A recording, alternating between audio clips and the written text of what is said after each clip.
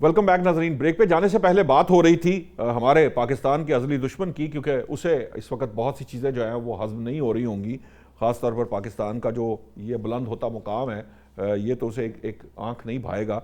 दुनिया वैसे तो ताकत की ज़ुबान समझती है। ये बात पाक ईरान पाक भारत जंग में भी हमें हमारे सामने नज़र आई थी, और हमें अमेरिका, इसराइल और ईरान जंग के दौरान भी हमें ये बात समझ में आई कि जिसके हाँ अपने अपने आप को बचाने की ताकत है और अपने अपने आप को साबित करने की ताकत है, वही जो है ना दुनिया उसी को तस्लीम करती है। अदरवाइज़ फिर अफ़गानिस्तान या वेनेजुएला जैसा हाल कर देती है, अमेरिका चाहे तो ये कर देता है।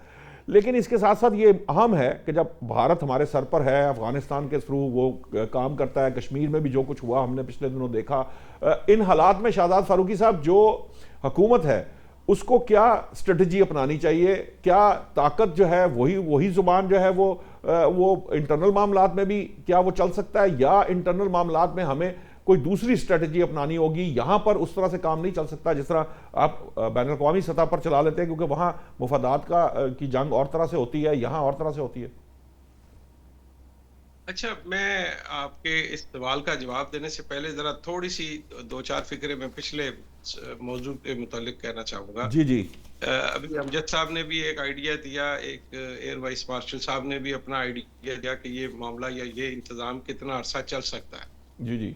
मेरी गुजारिश ये है कि ये जो मामला था, ये प्लान करके ये नहीं था कि भाई कुछ 2-3 महीने की प्लानिंग थी, 4 महीने की प्लानिंग थी। ये आप समझिए कि ये पिछले 30-40 साल से इस लम्हे की प्लानिंग हो रही थी।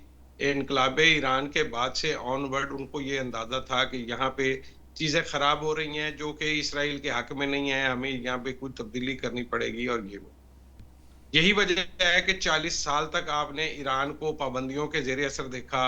उनके जो अमलाक थे वो भी आपने मुंजमद किए रखे। अब जो सूरत हाल बनी है, जिसका सारी दुनिया एतराफ कर रही है कि मतलब ये ताकत की जुबान से तो मनवाने वाली बातें थी नहीं। और जैसे ही सदर ट्रंप ने मुज़ाकरात के दरमियान भी धमकियों की बात की, तो वो फौरन उठकर चले गए, जिसका मतलब ये है कि वो तो धमकी में नहीं आने वाले, वो धौंस में नहीं आएंगे। अच्छा, अब 40 साल से एक एक मुल्क जो था वो पाबंदियों का शिकार था। अब उसकी पाबंदियां हट रही हैं, अब उसको ट्रेड की इजाजत मिल रही है, उसका तेल बिकने लगेगा, तो वो फाइनेंशियली पहले से बड़ा वेल ऑफ हो जाएगा। अब ये समझिए कि अब ईरान जो है वो पहले से ज्यादा ताकतवर हो गए। एक तो उसका तासुर बेहतर हुआ, ओवरऑल उसकी दुनिया में साख बढ़ी है कि वो किसी भी ताकत का मुकाबला कर सकता है। मतलब अगर वो दो एटमी ताकतों का सामना कर सकता है, तो वो किसी का सामना भी कर सकता है। और ये 40 साल तक अगर उसने पाबंदियों का सामने, तो मुझे नहीं लगता। ये ठीक है कि ये वक्ती तौर पे जो मिड टर्म इलेक्शन है और इसराइल का इलेक्शन है वो ठीक है, लेकिन क्या मतलब ईरान में ऐसी क्या जौहरी तब्दीली यकदम वाकया हो जाएगी रातों रात के, जिसके बायस वो दोनों मुल्क मिलके फिर दोबारा चढ़ाई कर देंगे? क्योंकि रिजल्ट तो, अगर वो क्या वो आइंस्टाइन का वो एक कानून है ना, न्यूटन का, क्या कि दीगर हालात बदस्तूर कायम रहे तो अमल और रद्द अमल कुव्वत में बराबर और सिमत में मुखालिफ होते हैं। तो दीगर हालात अगर बदस्तूर रहेंगे, तो मेरा नहीं ख्याल कि अब चीजें जल्दी चेंज होगी। इसमें 5-10 साल अब लग जाएंगे। ये कुछ अर्सा अब निकालना पड़ेगा आपको इसी कीमत पे। जो पाकिस्तान और इंडिया की बात है, और जो पाकिस्तान के दाखिली तजादात की बात है, जी देखिए, हम बड़े संजीदा लेवल पे, मुझे भी कुछ जगहों पे बैठने का मौका मिला, वहां हम पाकिस्तान के जो फॉल्ट लाइंस हैं उनके ऊपर बात भी करते हैं। लेकिन मसला ये है कि अगर हमें इन फॉल्ट लाइंस का इदराक है तो हमें उस पर काम करने की जरूरत है। सिर्फ उनका आइडेंटिफाई हो जाना तो कोई काम नहीं है। अगर आपको पता है कि सुबाहियत आपके यहाँ मसला है, लसानियत आपके यहाँ मसला है, आपके यहाँ जिस जिस बुनियाद पर कोई मसला पैदा हो सकता है, जिसको हम 71 को सामने रख के देख लेते हैं कि हमने चीजों को किस तरह से टैकल किया था और उसका नतीजा क्या निकला था। अगर 71 में एक टैक्टिक इस्तेमाल करने से एक नतीजा निकला था, तो हम ये कैसे अज्यूम कर सकते हैं कि अब की बार वो टैक्टिक जो है वो काम कर जाएगा? मेरा मानना ये है कि हमें इन दिनों में बतौर खास, चूंकि एक इस वक्त पाकिस्तान, वो जिसको कहते हैं ना मुहावरतन, पाकिस्तान चढ़ाई वाली सिमत पे है। पाकिस्तान की चढ़ाई हो रही है, पाकिस्तान जो है वो जी दुनिया जी। में झंडे गाड़ रहा है, पाकिस्तान ऊपर जा रहा है। अब वो नीचे से आपके पैंचे खींचेंगे, आपकी शलवार खींचेंगे, आपकी टांग खींचेंगे, कि किसी तरह से आपका कद छोटा किया जा सके, आपको नीचा दिखाया जा सके। और वो जो आप कश्मीरियों के लिए हक खुद इरादियत मांगते हैं, अगर हक खुद इरादियत किसी चीज का नाम है, तो हमें उसके साथ खड़ा होना पड़ेगा जैसे भी हो। तो हमें चीजों को मसलहत के साथ दूरअंदेशी के साथ और तदब्बर के साथ हल करना है। हर मसले का हल ताकत नहीं है। पाकिस्तान के इस वक्त दो ही बड़े मसले देखें, पाकिस्तान को सिफारती तौर पर इतना बूस्ट कभी भी नहीं मिला। मैं समझता हूं पाकिस्तान को दुनिया के वो ममालिक भी जानने लग गए हैं जिन्होंने कभी पाकिस्तान का नाम भी नहीं सुना होगा। लेकिन हमें उससे मौका उठाने के लिए हमें ये कोशिश करनी होगी कि यहाँ पर पॉलिटिकल स्टेबिलिटी आए और दूसरा इकोनॉमिकली हम थोड़ा सा अपने आप को ठीक कर पाए। वो जो इकोनॉमिक डिसिप्लिन है वो भी, और इकोनॉमिक एक्टिविटी वो भी आपकी सियासी इस्तेहकाम से जुड़ी हुई है। ये दोनों चीजें एक दूसरे के साथ मिली हुई हैं। हमें अब देखना है, देखिए ये एक अपॉर्चुनिटी बन गई है, कुछ अपॉर्चुनिटी से हमने फायदा उठा लिया है, एक हमने ग्राउंड सेटल कर दिया है, एक आपने बुनियाद रख दी है, अब इसके ऊपर तामीर करना है। अगर आप दीवार टेढ़ी करेंगे तो फिर वो नताइज नहीं निकलेंगे जो हम सोच रहे हैं। लेकिन मैं समझता हूँ ये बड़ा जबरदस्त मौका है। इस मौके का फायदा उठाते हुए सबको हमें ये कहना चाहिए कि वसीत अब वो वक्त है जब हम ये कह सकते हैं कि वसीतर कौमी मुफाद जो है वो अब मुझे नजर आ रहा है कि वसीतर कौमी मुफाद क्या है। और ऐसे वक्त में अगर कोई अपनी सियासत खेलता है वो अवाम भी समझ जाएंगे। अवाम भी कोई बेवकूफ नहीं है, हम सारा कुछ अपनी आंखों से देखते चले आ रहे हैं। मैं बतौर खास जो नौशाद साहब और अमजद साहब, आप तो बतौर साहब ही आपने इतना कुछ देखा है पाकिस्तान के अंदर। अलामा साहब बैनुल अक़वामी दुनिया के वाक़यात का मुशाहिदा करते हैं। तो मैं समझता हूँ कि इस वक्त एक बड़ी संजीदा अपॉर्चुनिटी मौजूद है जो कि मतलब हमारा सबसे कमजोर सब्जेक्ट क्या था? हमारा सबसे कमजोर सब्जेक्ट सफारती था। हमें हर जगह पे जो नुकसान उठाना पड़ता था, कभी हमारा को इंडिया के साथ कुछ छोटी मोटी तहपटास होती भी थी तो लोग इंडिया की बात पे ज्यादा यकीन करते थे, हमारी बात पे यकीन नहीं करते थे। अल्लाह ने ऊपर नीचे दो ऐसे इवेंट कर दिए, एक वो हमने राफेल गिरा दिए और भारत को बता दिया कि उसकी जंगी औकात क्या है और पाकिस्तान की जंगी सलाहियत क्या है और पाकिस्तान किस तरह से अपने दुश्मनों से निपटना जानता है, ये तो बता दिया। अब उसके नतीजे में जो इकोनॉमिक प्रॉब्लम है हमारे, वो हमें हल करने के लिए इस अपॉर्चुनिटी को पूरी तरह से ग्रैब करने की जरूरत है, इस पर बिल्ड करने की जरूरत है। हम एक अजीम कौम बन सकते हैं, वो उसी सूरत में मुमकिन है कि जब हम सब एक हों और ये जो छोटे छोटे हमारे को 1.5 इंच की मस्जिद बनाने वाले लोग हैं वो भी अपने निक्के मोटे जो मुफादात हैं उनको छोड़ें और बाकी लोग भी अपने नाराजगियां और गुस्से को जाने दें। इससे अच्छा वक्त आपको तारीख में कभी नहीं मिलेगा। ठीक है, अब हामिद अल मशरकी साहब, मैं चाहूँगा पहले ये इस मौजू पर भी बात करना ज़रूरी है। जो बाहर बैठे हमारे एक्सपर्ट हैं, हमारे दोस्त हैं, पाकिस्तानी हैं, वो क्या समझते हैं कि इस मसले का क्या हल है? क्योंकि बहरहाल हमें ये इसमें तो कोई दो राय नहीं है कि अगर हमारे यहाँ सियासी इस्तेहकाम होगा तो माशी इस्तेहकाम आएगा, और माशी इस्तेहकाम आएगा तो मेरे जैसे और अमजद इकबाल साहब, आप तो बड़े आदमी हैं, आप तो बाहर रहते हैं, आपके अपने मामलात हैं, शादात फारूकी साहब जैसे लोग जो हैं उनकी ज़िंदगी में कुछ सुख का सांस आएगा। लेकिन ये साथ ही साथ मैं ये भी चाहूँगा कि आप ये जो बरतानिया में क्या हुआ, ये वज़ीर आज़म साहब जो हैं केयर स्टारमर साहब, ज़रा थोड़ा उसकी भी तफसील हमारे नाज़रीन को ज़रूर बताइए कि वो क्यों मुस्ताफ़ी हो गए हैं और ये इक़्तिदार की मुंतकली जो है ये क्या हो रही है वहाँ पर?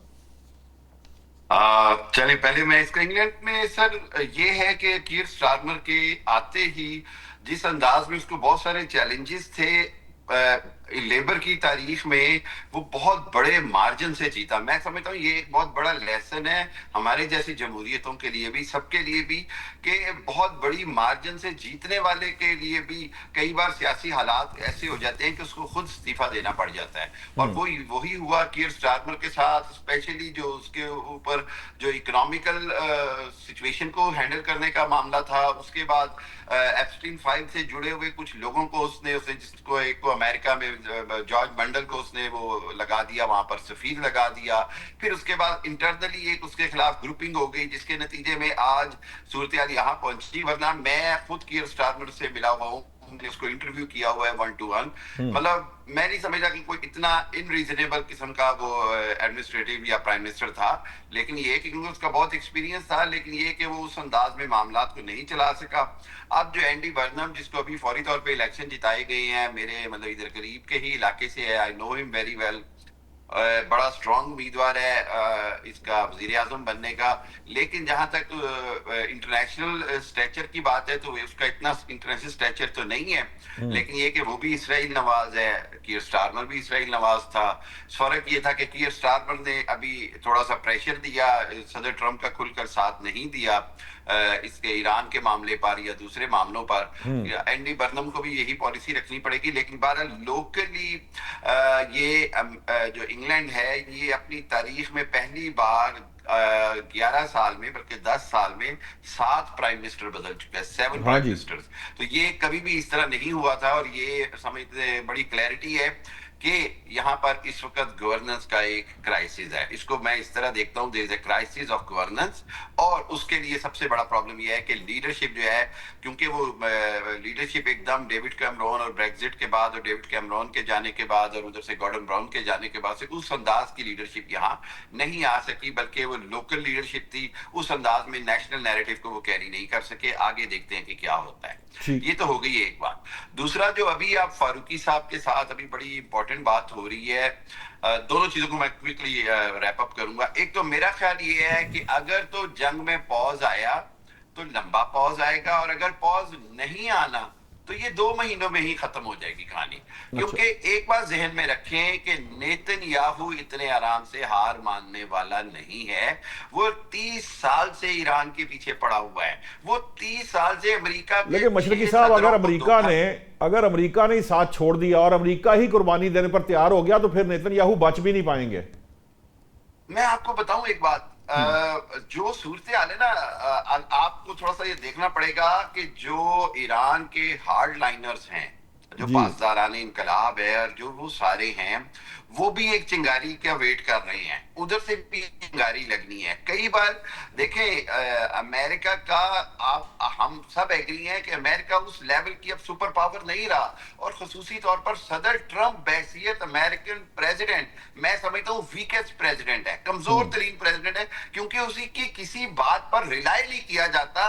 पता होता है कि यार कल इसको कोई 2 कहानियां सुनाएंगे तो ये उसके खिलाफ बात कर देगा। देखिए कल उसने कितनी ईरान को धमकियां देने वाली ट्वीट कर दी। उसके साथ साथ के उस एक दिन पहले नेतन्याहू के पीछे पड़ा हुआ था। सो मेरा ख्याल है कि अगर तो ये 60 दिन और एक बार मुआहिदा हो गया तो मुआहिदा लास्ट करेगा, क्योंकि फिर नेतन्याहू तो जेल में जाएगा। आप ये समझिए, इसका पॉलिटिकल कैरियर खत्म नहीं होगा। इसके खिलाफ इतने चार्जेस है कि he will go into jail. वो तो पहले ही उस चीज को, वो तो पहले ही जेल जाने का, वो तो सदर ने भी, चूंकि इस्राएली सदर ने उनको माफ नहीं किया, अमेरिकी सदर में के कहने के बावजूद माफ नहीं किया, तो वो तो एंड अप इन जेल। ये तो अंडरस्टूड बात है। यही मैं कह रहा हूँ, अगर वो इलेक्शन हारता है, वो इसलिए उसके मुकाबले पे जो है क्या नाम, बैटनेट समथिंग, वो भी जो है, वो भी कहता है जी मैं तो ईरान के साथ इससे भी बुरा सलूक करता, मैं तो ये मुआहिदा ही ना होने देता। So it is change of face and nothing else. एक तो चीज ये हो गई, और अगर ये जंग बंदी रही तो मुस्तकिल हो जाएगी, 3-4 साल भी निकालेगी, नहीं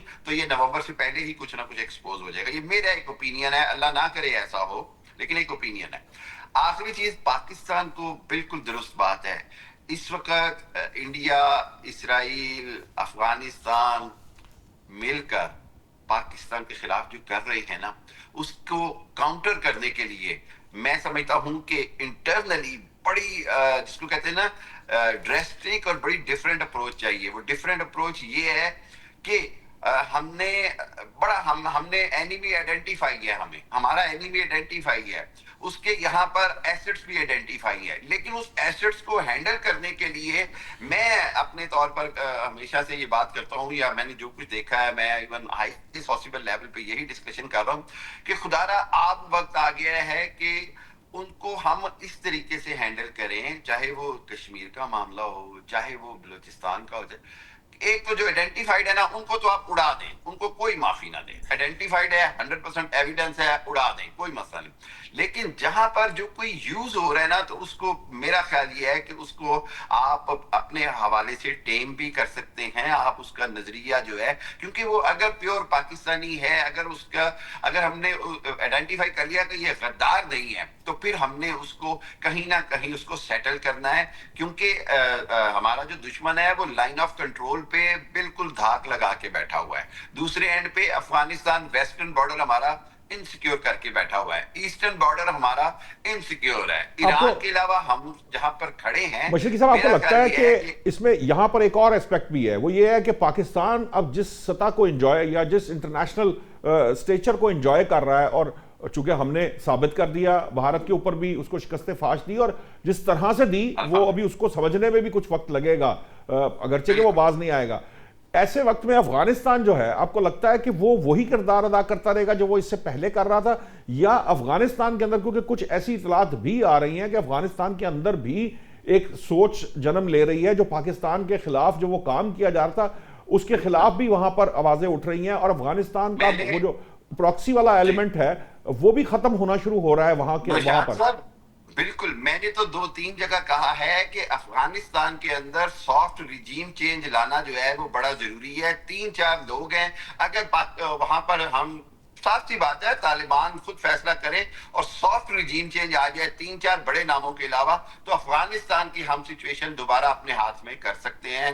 हमारा वहां पर इतने एसेट्स भी हैं, हमारा वहां पर माइंडसेट भी है, हमें वहां इस्लाम भी जो मुसलमान होने का एडवांटेज है वो भी है, और हमारे पास उनके रेफ्यूजी हैं। अफगानिस्तान का मामला अपने हाथ में क्यों लेना चाहते हैं मशरकी साहब? नहीं, मैं नहीं कहता नहीं, मैं सिर्फ ये कहता हूं कि वहां पे अभी जो सूरत हाल चल रही है, कंधार में भी प्रोटेस्ट चल रहे हैं against current Afghan regime, Taliban के, चाहे वो खवातीन की तालीम के हवाले से हो, ह्यूमन राइट के हवाले से हो। मैं ये कह रहा हूं कि वहां पर कहीं पर भी अगर चेंज आई तो वो चेंज पाकिस्तान के लिए बेहतर होगी। मौजूदा सूरत हाल में गुंजाइश नहीं, पाकिस्तान को इंटरवीन नहीं करना चाहिए। मैं इसमें आपके 100% हक में हूं। There is no need to किसी और द टोल गैरेज पान दी, बिल्कुल जरूरत नहीं। बहुत भुगता है हमने जिंदगी में। जी हमने यही तो अच्छा, एक आखिरी चीज मैं छोटी सी नौशाद साहब, जी टाइम बस खत्म। जी बोल दीजिए। वो ये कि इस सारी सूरत हाल के अंदर पाकिस्तान ने जिस तरह ईरान अमेरिका के मामले के चैलेंज को टेकअप किया, चैलेंज से हम आज अपॉर्चुनिटी, अब हम आखिरी स्टेज पे हैं। This is called the capitalisation of the opportunity, कि हमने पूरी दुनिया में अपना स्टेचर के हवाले से, अपने दुश्मन को हमेशा के लिए मैं समझता हूँ खामोश कराने के हवाले से, और खित्ते में एक अपना मुस्तकिल मुकाम बनाने के हवाले से, now this is the challenge for our diplomacy. आपका पॉइंट आ गया आमना मशरकी साहब, मेरे पास टाइम बिल्कुल खत्म हो चुका है। बहुत बहुत शुक्रिया आपका, एयर वाइस मार्शल एजाज साहब का, अमजद इकबाल साहब, शाहजाद फारूकी साहब, आप लोगों का बहुत बहुत शुक्रिया।